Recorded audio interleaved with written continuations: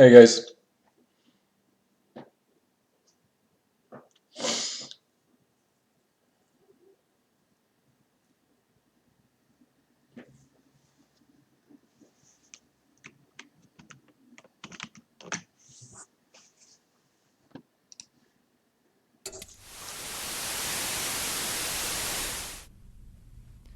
1984 is about totalitarianism. A totalitarian government is one that tries to control every aspect of life: how people spend every minute of their time, even in private, who they can associate with, what they're allowed to say. A totalitarian government even tries to control what people think and what they believe. George Orwell wrote 1984 in the late 1940s. What he knew about totalitarianism was based on the Soviet Union and Nazi Germany. Those governments had come into being not that long before, and they weren't very well understood yet. What Orwell was trying to do with 1984 was to give his readers a clear picture of what life would be like if a free country like England were under totalitarian rule. 1984 takes place in London. The London in the book is a depressing place. There's never enough to eat, the food's disgusting, there aren't enough clothes or shoes or anything to go around, and the city is pretty dilapidated, except for these giant pyramid-shaped government buildings that rise above the landscape. There's some sort of war going on, though no one really understands what it's about. Rockets frequently explode in the streets and blow people to bits. The worst part is that the government is always watching everything people do. There are these posters of Big Brother, who's supposedly the leader of the government, that say, "Big Brother is watching you." There are thought police who have hidden cameras and microphones literally everywhere. The government can watch you in your home, through your TV screen, and you're not allowed to turn your TV off, ever. There are a lot of things you're not allowed to do in this society, and if you do them, the police might take you away and throw you into a forced labor camp. You're not allowed to have close friends, you're not allowed to be in love, you can't date or have sex with someone you like. You're basically supposed to save all your emotional energy for the party being the government. Then there are things you have to do. You have to watch the government programming on TV, most of its news, some of its exercises. You have to attend pep rallies, including this one called the 2 Minutes Hate. So it's hard to even have time to think your own thoughts, because they're constantly filling your head with propaganda. The main character of 1984 is Winston. Hello everyone. It's 29. We're going to wait 5 more minutes before we start. Hello Carla. Hello Penelope, Carl, Morrigan, Miley, Clara, Ambre, Emma. Good afternoon. How are you doing? How are you? Who is OCEE? OCEE 77. Who is it? Can you hear me? Is the sound okay? Hello Manon. Good afternoon.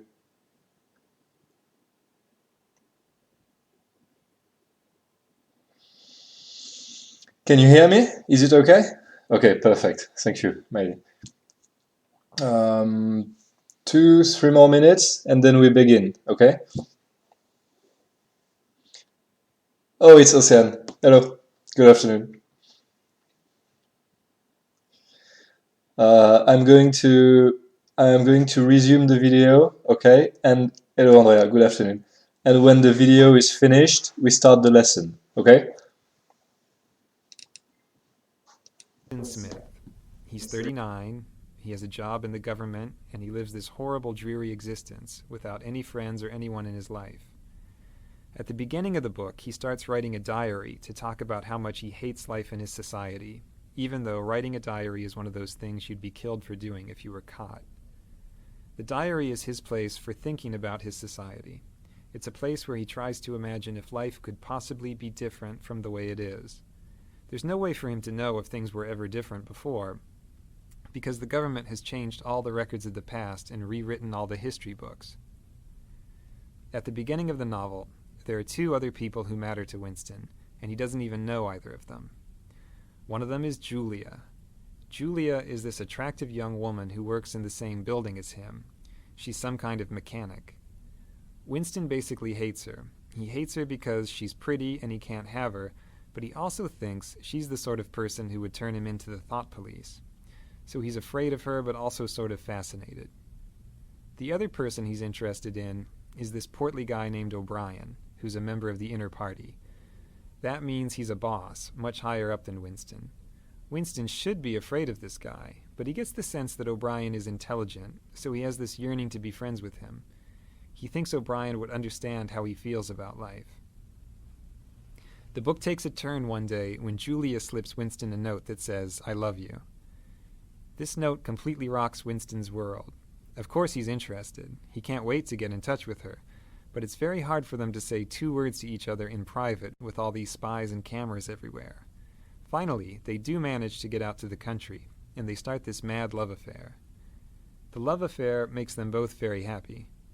It's dangerous because they could be killed or sent to labor camps if they get caught, but that makes it more exciting. At last, Winston has someone who understands him and who hates the party as much as he does. But Winston needs to go that extra step. He's rebelling against the party privately by having the secret affair. Now he wants to go to the next level and be an active rebel against the government. He gets his chance one day, when O'Brien invites him to his apartment to look at something work-related. Winston takes a leap of faith and guesses that O'Brien must be part of the rebellion, because no one invites people over to their home. It just isn't done. So he and Julia go to O'Brien's house and confess that they want to be rebels. And O'Brien says, "Yes, I'm a rebel too," and we all read this book that explains why things are the way they are. Winston reads the book, and he's blown away by it. Unfortunately, right after he reads it, the thought police bust in and arrest him and Julia and carry them off to the Ministry of Love to torture them. So we learn that O'Brien wasn't a rebel after all. He just wanted to catch Winston. In the Ministry of Love, they torture Winston in all sorts of horrible ways. They break his bones and his teeth, they use electric shock, they starve him, and on and on. He tells them everything he knows, he confesses to everything they ask him, and he tells them everything he knows about Julia. After torturing him over and over, O'Brien finally tells Winston what it is that the government really wants. What they want is to have total power over the minds of people like Winston. They want people like Winston to say 2 + 2 = 5 and really believe it, not just say it to avoid a beating. For the government, it's purely an exercise in power. They're not trying to control his mind for some other purpose. They just want to exercise total power over people's minds. They finally do break Winston completely, in this place called Room 101, where they do whatever it is you're most afraid of. They lock his face into a cage and threaten to let these rats eat their way through his face. He has a phobia of rats, so he loses it and says, "Do it to Julia, not me," which is a complete betrayal of what's most important to him. The government has taken his last shred of integrity. After he does that, they let him and Julia go. The thought police don't care about them anymore. The two of them meet on the outside, but they can't love each other anymore. Winston and Julia are basically broken people after they get out. Winston has changed to the point that he doesn't even want to think about anything that might be rebellious. He just sits in a cafe listening to the news and smiling. The last words of the novel are, "He loved Big Brother." So, one of the points the book makes is that a human being can be broken down completely until he'll believe whatever you tell him, even if it's that 2 + 2 = 5.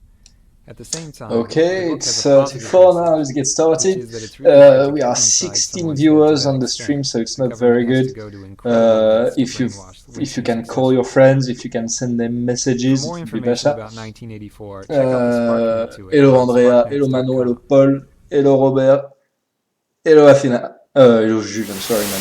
Thanks for coming. Okay, let's get started. I hope you've listened to the video and tried to do the exercise. The exercise was a little difficult. Hello Anaël, good afternoon. So the exercise was a little difficult, but you could click on the subtitles on the video. Did you complete the paper? Was it okay?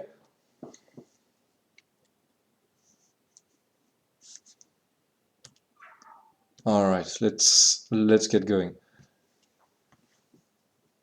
Hello Wisitashi. Who is Wisitashi? Okay, let's go guys. What is this? 1 and 2.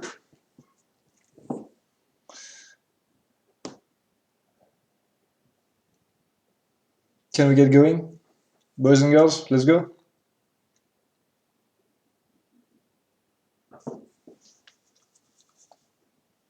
Wissem. Wissem Eliba. Wissem, you're not in quatrième. Hello Warren, good afternoon. Let's go guys. What is this? Can you answer?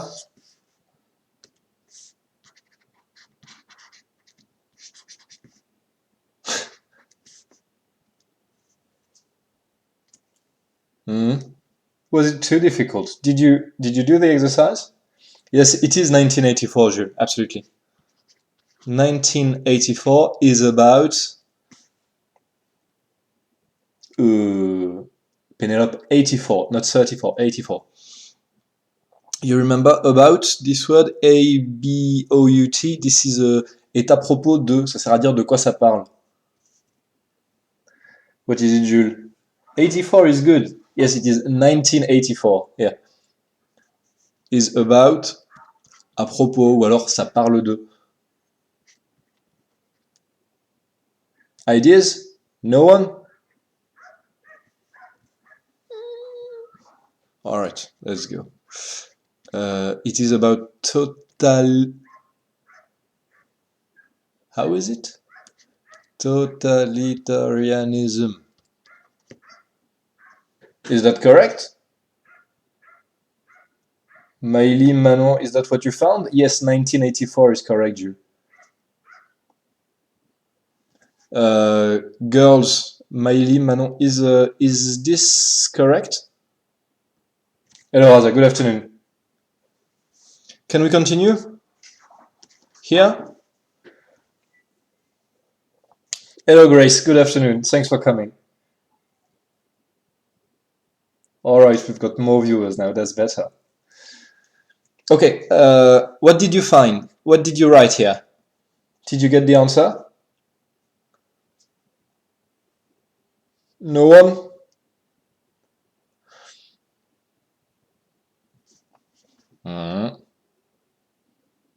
Okay. Hello, Matteo. Good afternoon. Totalitarian. Yes, Emma. Absolutely. Totalitarian government. A totalitarian government is one that tries to. This is very simple.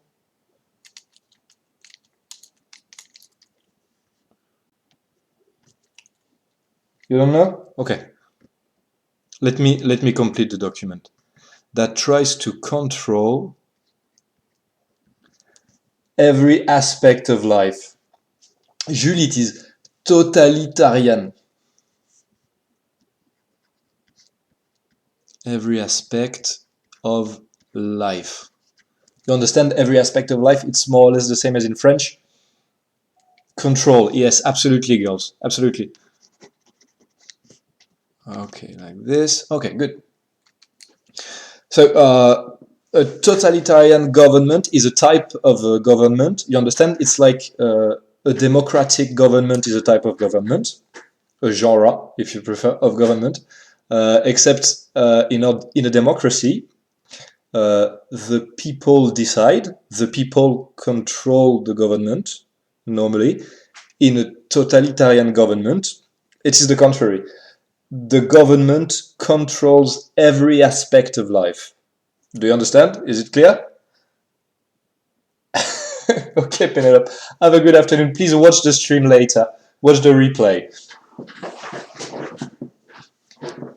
Okay. Totalitarian government. Okay, all right.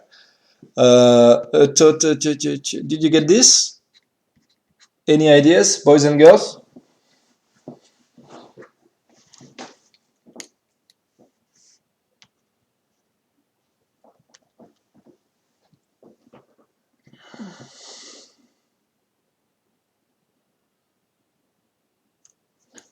Guys, this here, it tries to control. Yes, absolutely. Jules, yes, that's absolutely correct. Yep, okay. Tries to control Oh, do you remember? Yes, Anaël, that is correct.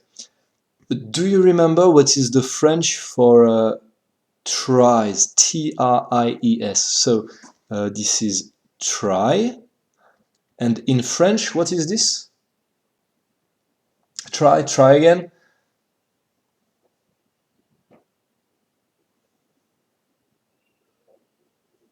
Yeah, what people think. Absolutely, Clara. That's perfect. And try is essayer. Yes, Manon.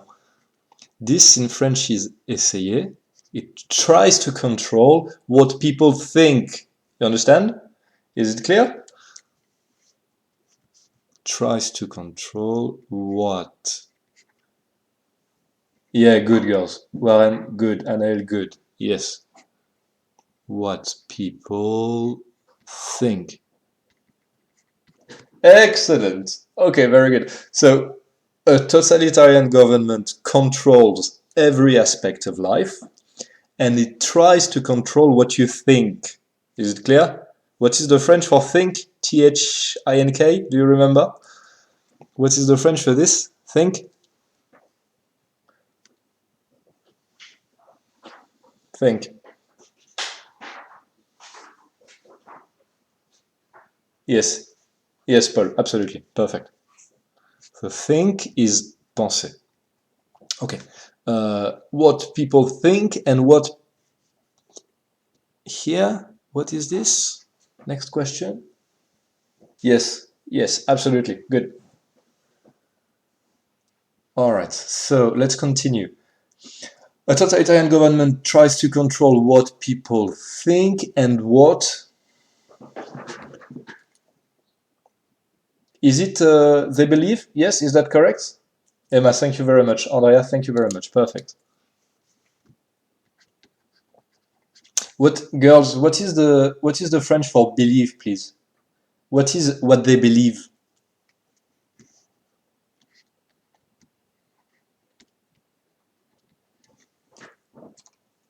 Can you explain what is what people believe? Can you try and explain in chat? Yeah. Yes, Paul. Yeah.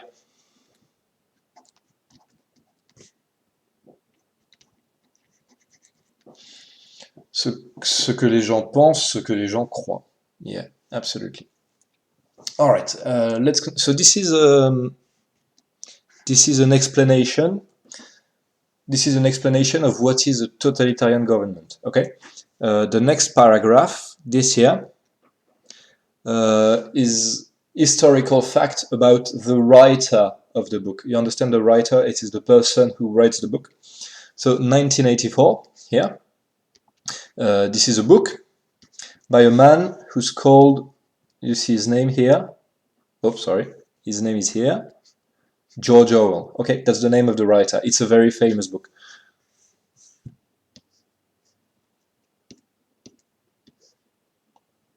Okay. Yes, Miley, absolutely. Ce que les gens croient. Yes. George Orwell. Okay, can we continue? What did you get here?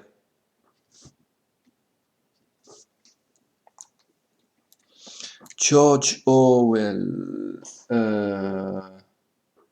Clara, I don't think so. I don't think that's correct. Hello, Nathan. Good afternoon.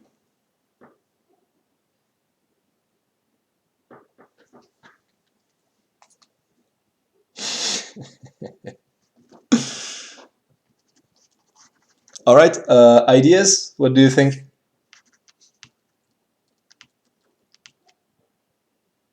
In the late 40s. Yes, Clara, that is perfect. In the late 40s. Let me just clean this. Okay. Okay. So it is the late 40s. Here, you see, the late 40s. If you remember, at the beginning of the year, we talked about the 20s, the roaring 20s. Do you remember? 20s, and it was in French, the 20s is les années 20. Okay, here it's not the 20s, it is the 40s.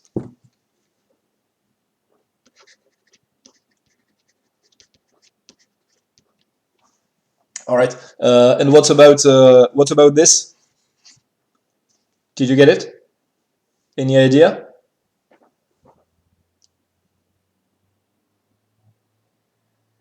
No one? Okay, let's continue.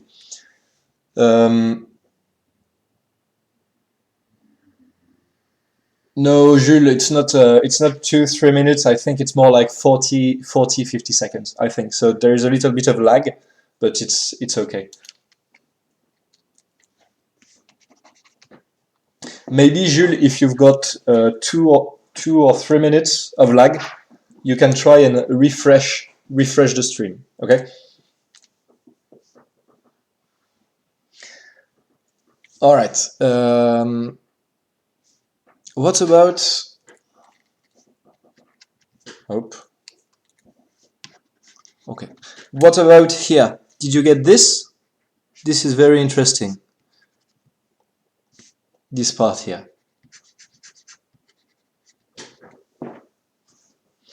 What he knew about totalitarianism was based on ideas. It is the name of two very famous historical government, two very famous real totalitarian government. Who is a? Oh yeah, okay, all right.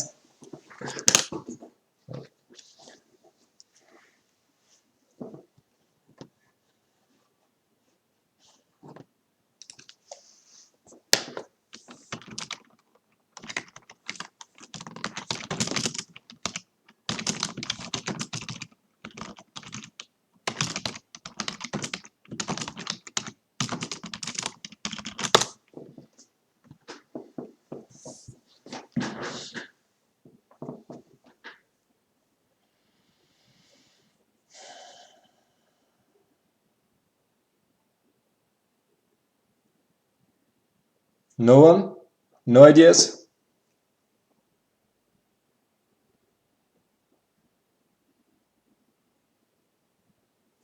Okay, let's continue. So what he knew about totalitarianism was based on the Soviet Union. You understand the Soviet Union?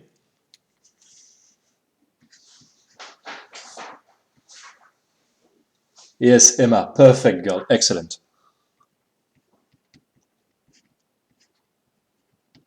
The Soviet Union. And the second?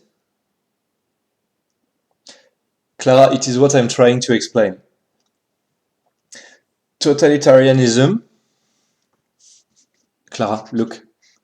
A totalitarian government tries to control what people think. Okay? A totalitarian government is a government that controls every aspect of life.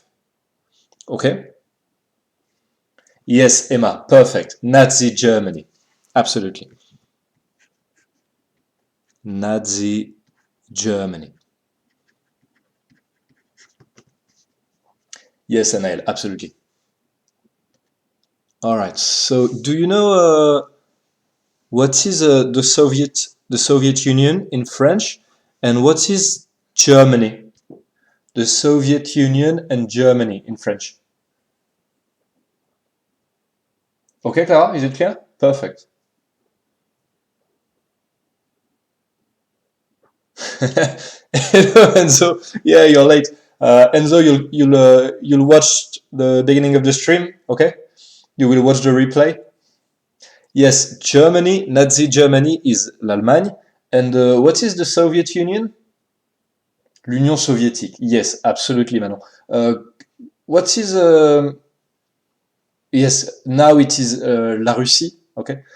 All right. Okay, let's continue, boys and girls. Do you have questions before we continue? Do you have questions on this? Yes, Enzo, absolutely. Okay, and the common point. You remember common point. Okay, between the Soviet Union and Nazi Germany is that yes, it is Russia. Enzo. The common point between Nazi Germany and the Soviet Union is that the two governments are totalitarian government, okay? Totalitarian governments. Clear enough? Okay. All right, finished with this. Next, questions. Oh, we'll finish this later, okay? We will finish this later. What is a totalitarian regime? Question number 1.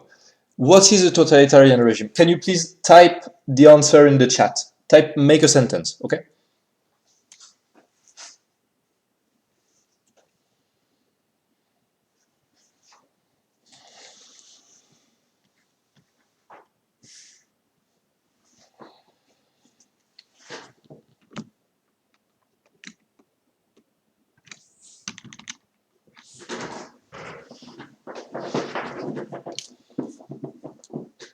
Do you need help? Look in the text, okay? The text we just completed on 1984, and try and answer. The question is here. Oh, this is very difficult. Here. Yes, Jules. Germany is l'Allemagne. Jules, I think you've got a lot of lag, so try and refresh, okay? The others. Question number 1. What is a totalitarian regime? So you go back up, okay, and try and find the answer. What is the definition of a totalitarian regime?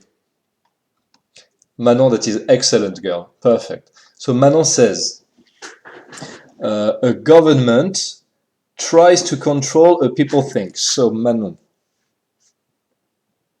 government tries to control a people think.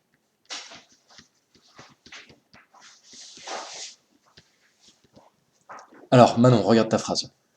Ici, devant gouvernement, ça serait bien que tu mettes un article, et ici, il te manque un mot. Tu te souviens, Manon, le mot qu'on utilise pour introduire les propositions subordonnées, là, il te manque quelque chose.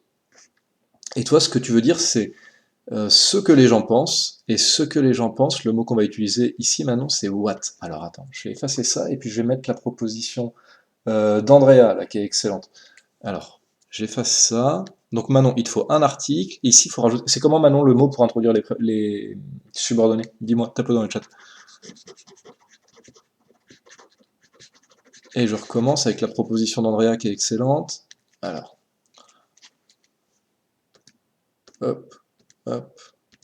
Alors, Andrea nous dit It is a regime. Yes, that is excellent. A regime, you understand, is the same in French. You say un régime démocratique, par exemple. Is it clear? Who wants to control? Alors, Andrea, je mets ça et puis je commente en même temps. Ça, c'est ce qu'a tapé Andrea, c'est intéressant. C'est un régime qui veut contrôler. Par contre, Andrea, ce mot-là, là, who, on l'utilise que quand on parle d'un être humain, quand on parle d'un garçon ou d'une fille. Ici, il s'agit d'un régime ou d'un gouvernement, donc c'est ni un garçon ni une fille. Alors le mot qu'on utilise, c'est pas celui-là. Le mot qu'on va utiliser, c'est which. Mais c'est assez difficile de se souvenir de la règle, savoir lequel on va choisir entre who et which. Et du coup, ce que tu peux faire, tout simplement, c'est utiliser le mot qu'on utilise nous quand on introduit des prépositions subordonnées. Et alors là, ce mot-là, Manon, tu me l'as toujours pas donné. Le mot pour faire une proposition subordonnée, on va utiliser tout simplement celui-ci qu'on utilise tout le temps. Un régime qui veut contrôler every aspect of life. Yes, that is absolutely correct. Pardon, ça continue comme ça. Hop. Every aspect of life. Is it clear? Excellent. Okay. Yes, Clara, absolutely. Good. All right. Question number 2. What is the inspiration for 1984? Aspect of life, c'est dans quel sens du terme, Enzo? Je ne sais pas s'il y a plusieurs sens du terme. Là, c'est every aspect of life. Every, lui, vous le connaissez, il veut dire quoi déjà?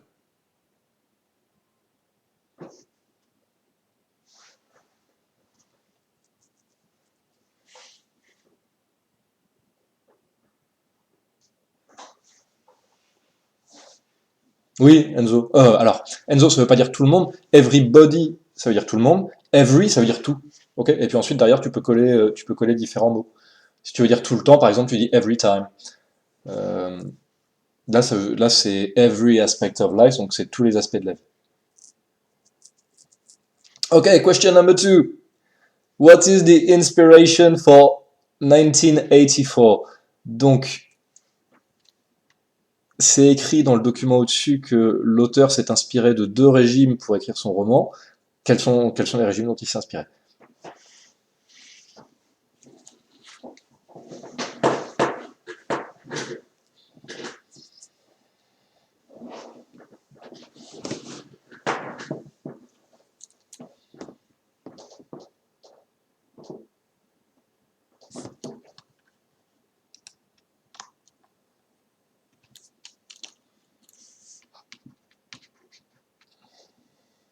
Yes, Manon. Manon, can you make a sentence? Manon and the others. The inspiration for 1984 is, or you can say, he was inspired by. Miley, that is excellent, girl. That is perfect. Perfect. Oh, that is correct, but please make a sentence. Yes, Enzo, absolutely. Okay. So, Manon said, no, it is Miley. Miley said the inspiration for 1984.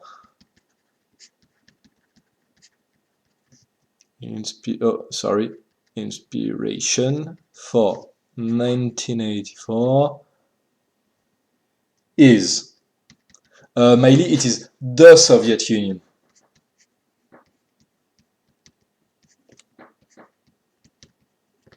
And Nazi Germany. Okay.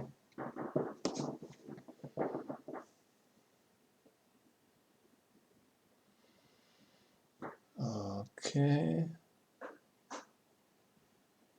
Okay, perfect.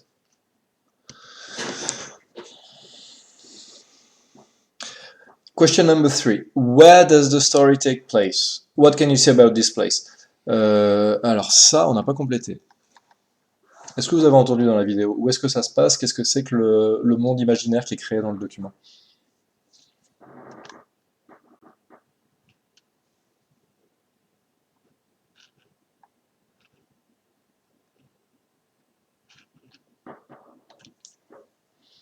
Des idées ou pas? Sinon j'avance parce que c'est pas la partie la plus intéressante.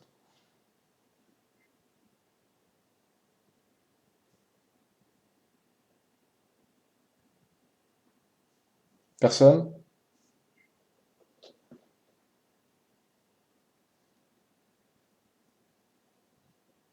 Ok, ok, boys and girls. Alors je remonte un petit peu et puis je vais commenter en même temps. Je remonte pour qu'on complète le document et puis je commente. Ok. The worst part is the government is. The government is always watching. You understand? The government is watching people all the time, always. Okay. There are posters, a poster that says Big Brother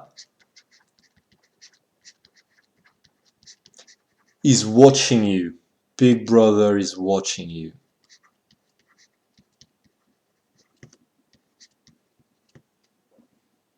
Okay.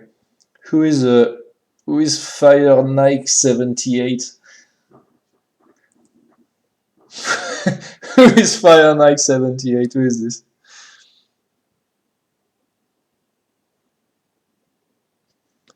Okay. So the government is always watching, and there are posters that says Big Brother is watching you.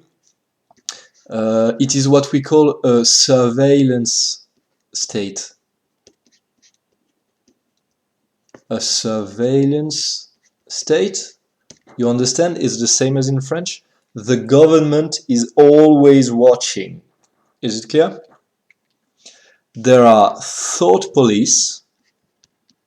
You know what is this? Thought police.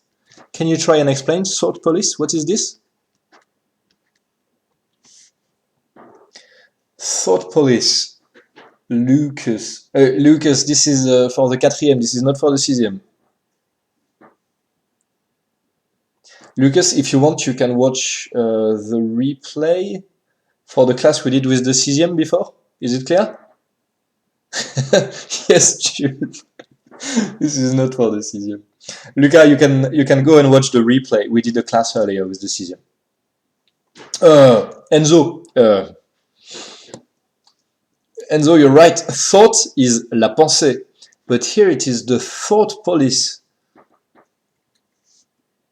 Et Enzo dit la police pensée, pensée à l'imparfait, mais c'est pas tout à fait ça. Il a raison, il a le bon vocabulaire, mais c'est pas ça que ça veut dire.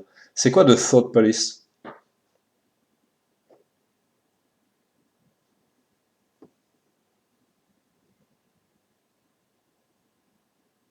Alors j'avance et puis j'attends vos réponses. Alors c'est marqué There are thought police who have eyes, you know, eyes, like this, eyes, and ears everywhere.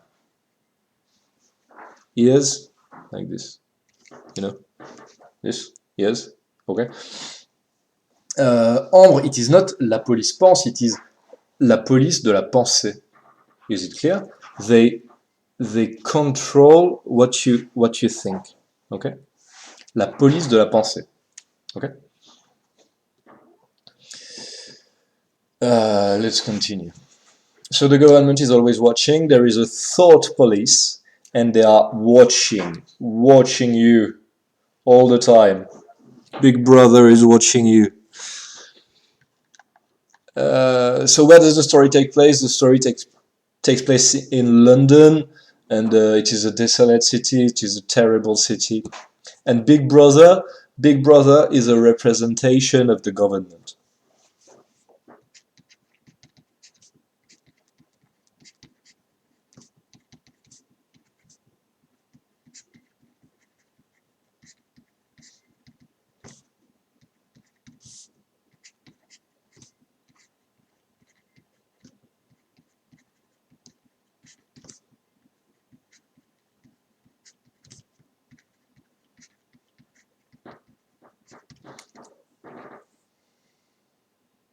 No, Mali. No.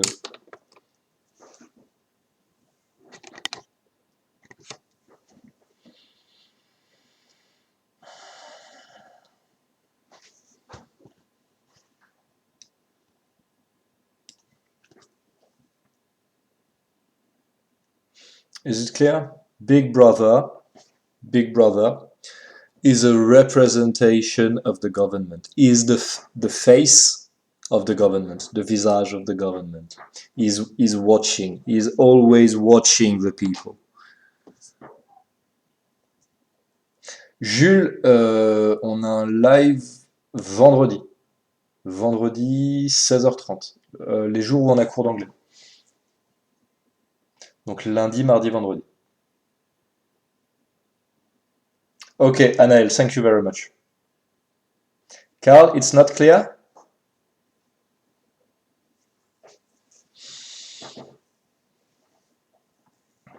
Carl, big brother, this,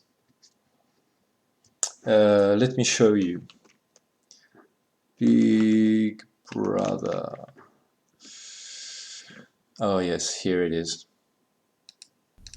You see, big brother is watching. Supposedly the leader of the government. It is a poster. You remember, Carl, what is a poster? You put it on your wall, okay? And the message on the poster is Big Brother is watching you, like this. It is to tell to the people, we are watching you, okay? It is a warning. Yes, Clara, you're right. A big head, what?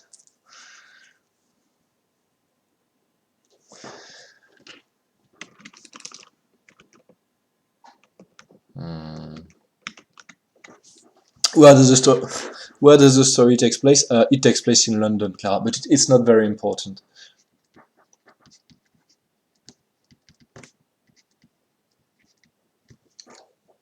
Euh, Big Brother, yes, in French it is le grand frère. Si vous voulez, vous pouvez poser vos questions en français.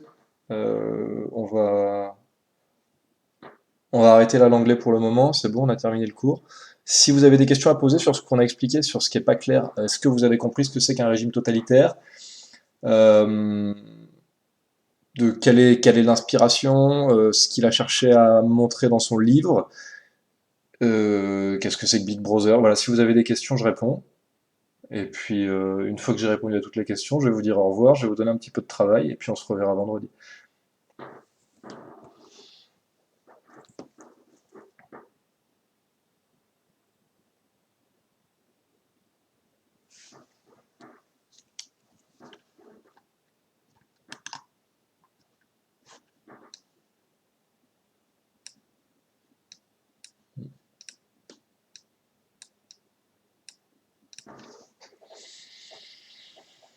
Clara, tu me laisses 2 minutes, que je vous donne le travail, qu'on regarde ensemble? On n'a pas rempli le truc où il y a marqué George Orwell. Jules, non, j'étais pas au collège, on n'est pas censé aller au collège, à moins que ça soit absolument nécessaire.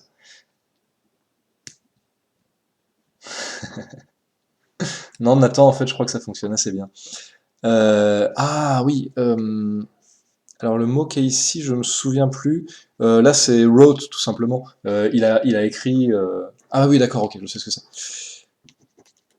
Yes, it is. George Orwell wrote 1984 in the late 40s. Donc, George Orwell, il a écrit son bouquin sur le totalitarisme à la fin des années 40.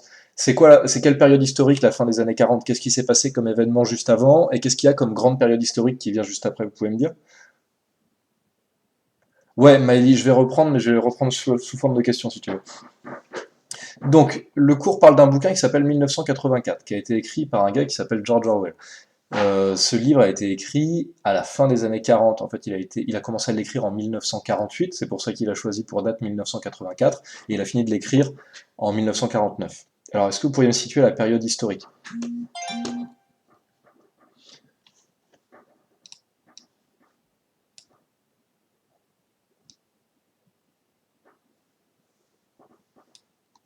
Quoi dans Miley?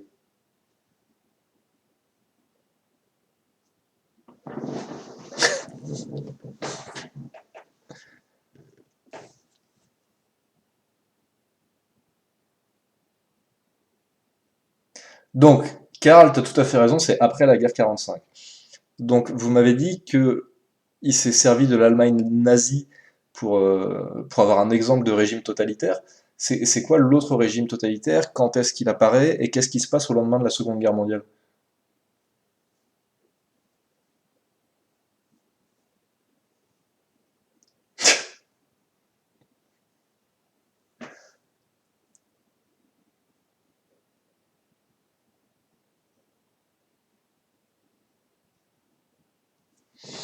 Pas d'idée? Les gars, les filles, c'est quoi la grande période historique après la Seconde Guerre mondiale? C'est quoi l'autre grand conflit?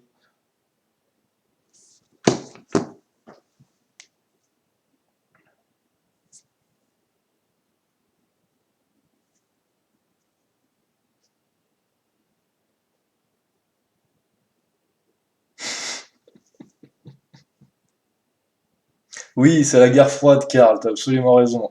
Ambre, tout à fait. On parle de la guerre froide. Et donc la guerre froide, bah, c'est entre les États-Unis d'Amérique et l'Union soviétique. L'Union soviétique, c'est l'autre modèle. Enzo, tu plaisantes, j'espère. L'Union soviétique, c'est l'autre modèle de régime totalitaire qu'a utilisé George Orwell, l'écrivain, pour créer son roman 1984. Alors 1984, ça sert à expliquer au lecteur à quoi ressemble un régime totalitaire. À quoi ressemble un régime totalitaire? Nous, ce qu'on a vu, ce qu'on a marqué là, c'est qu'un régime totalitaire, c'est un régime, ou un gouvernement, si vous préférez, qui cherche à contrôler tous les aspects de la vie de ses citoyens. Alors, tous les aspects de la vie, bah, ça veut dire ce que vous mangez, ce que vous buvez, ce que vous regardez à la télé, ce que vous pensez, les gens avec qui vous parlez, de quoi vous parlez, tous les aspects de votre vie. Ça, c'est pour ça, c'est la raison pour laquelle on les appelle des régimes totalitaires. Ok, ils cherchent à contrôler la totalité de votre vie. Ok. Est-ce Est-ce que vous pourriez me rappeler quel était le thème du cours d'hier? Hier, on a lu la quatrième de couverture d'un roman de science-fiction, vous vous en souvenez? Et à la fin, on avait relevé un adjectif qui était utilisé pour décrire la société qui était présentée dans ce roman de science-fiction, vous vous en souvenez? Ce dont on a discuté hier. Non, Jules, il n'a pas eu lieu, il aura lieu en visioconférence, mais on n'a pas encore les dates.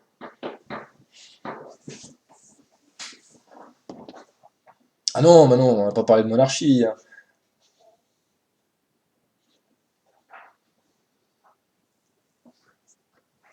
Reprenez votre cours d'hier.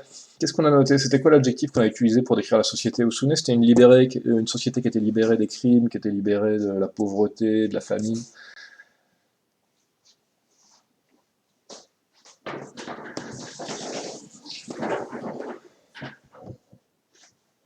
Alors regardez, ça c'est le cours qu'on a fait hier. Et puis on avait noté que c'était une société idéale. Ah, voilà, ouais, absolument, Annelle. On avait noté que c'était une société idéale. Euh, et que le livre, donc le livre dont on avait parlé hier, c'était celui-ci, Men Like Gods, et qui cherchait à offrir de l'espoir pour le futur. Vous vous souvenez de ça? Ok. Euh, Ici, là, le livre dont on parle aujourd'hui, que- comment est-ce que vous pourriez me le décrire par rapport au livre sur lequel on a travaillé hier? Qu'est-ce que vous en pensez? Et puis aussi, à quoi ça peut servir d'écrire un bouquin comme ça? C'est quoi l'intérêt?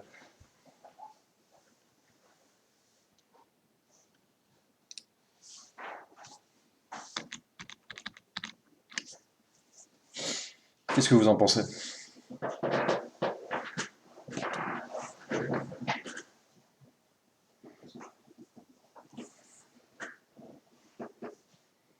Ambre, t'as absolument raison. Tout à fait. C'est l'inverse entre les deux livres, dit Ambre. Alors, je suis d'accord avec ça. C'est l'inverse dans les deux livres. Le premier, celui dont on a parlé hier, qui s'appelait Des hommes comme des dieux, l'objectif, c'était d'offrir à l'humanité de l'espoir pour le futur. Mais alors, c'est quoi l'objectif dans un livre comme 1984, qui décrit non pas une société idéale, mais une société qui est terrifiante? Ambre, tu veux qu'on te jette des fleurs?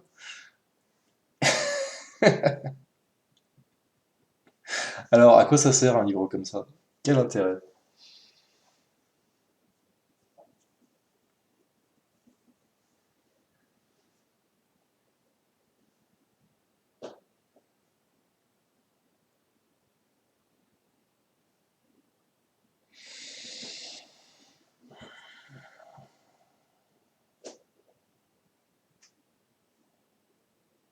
Je viendrai avec des fleurs à distribuer pour la prochaine fois, Ambre.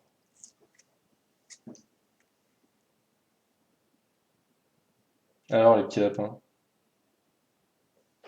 à quoi ça sert un bouquin comme ça? Vous m'avez toujours pas répondu.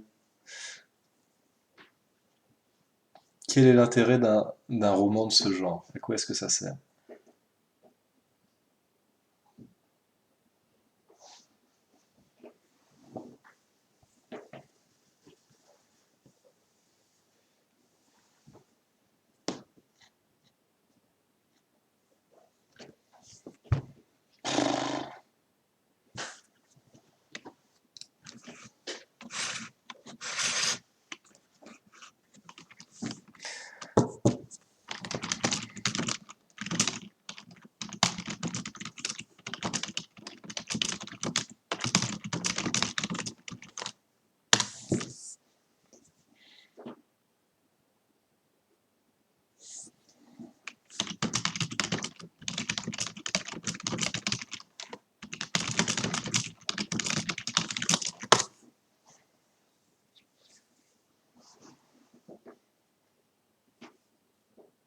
Pas d'idée, Enzo?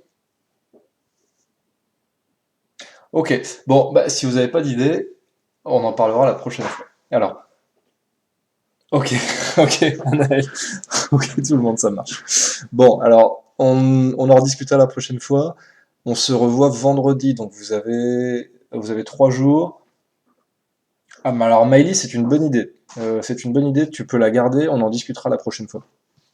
Alors, On se revoit vendredi. Donc vendredi, on se dit la même chose. On se dit 16h30. Je vais vous demander de faire le travail qui est sur la page numéro 3. Voyez. Alors c'est encore une illustration de Men Like Gods. Ça c'est le livre dont on a parlé lundi. Il y a un petit texte qui est pas très long. Il y a un petit paragraphe avec une petite question. Ensuite encore un paragraphe avec une question. Et puis là c'est la même chose. C'est très facile. Voilà. Donc vous prenez le temps de lire ça s'il vous plaît. Vous répondez aux questions. Une fois que vous aurez répondu aux questions, je vous demande de reprendre. Alors, il est où mon travail?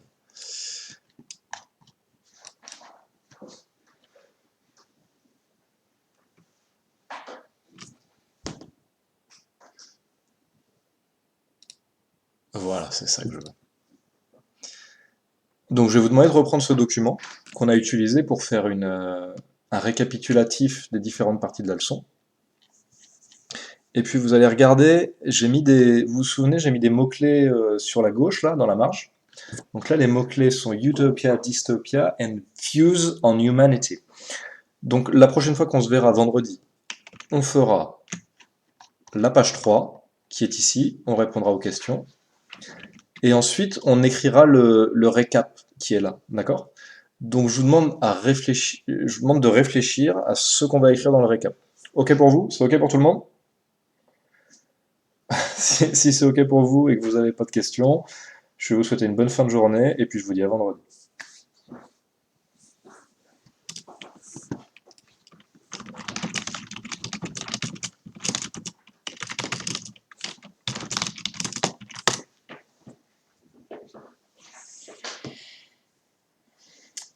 Oui, Nathan, le live d'hier, il est sur la page YouTube, tu vas le trouver. Enzo, tu peux regarder le replay, ouais. Goodbye, Clara. Goodbye, Jules. Ambre, le récap, on le fera ensemble durant le live. La feuille, tu l'as, je l'ai donnée en cours la semaine dernière. Goodbye, Carl. Goodbye, Anna. Have a good day. Goodbye, Enzo. Goodbye, Miley. Bye bye. Ok, s'il n'y a plus de questions, si c'est d'accord pour tout le monde, je vous dis à vendredi. Bonne fin de journée.